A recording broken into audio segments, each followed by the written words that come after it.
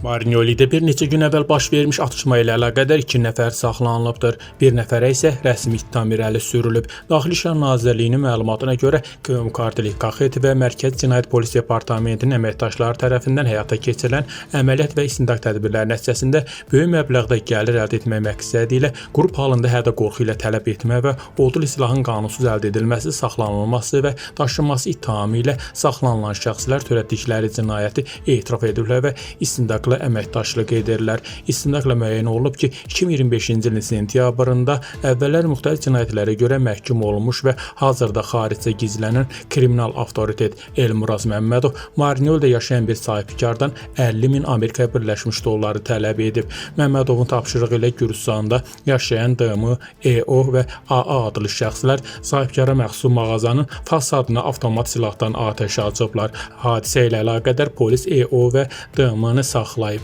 7 noyabrda sifarişli qətl hazırlanması və odlu silahın qanunsuz saxlanılması və daşınması ittihamı ilə saxlanılan digər şəxs isə ittiham penitensiar müəssisəsində təqdim olunub. Cinayətə görə 7 ilədək azadlıqdan məhrum etmə cəzası nəzərdə tutulur. İstintaq Gürcüstan Cinayət Məcəlləsinin 25-181-ci və 236-cı maddələri ilə davam etdirilir.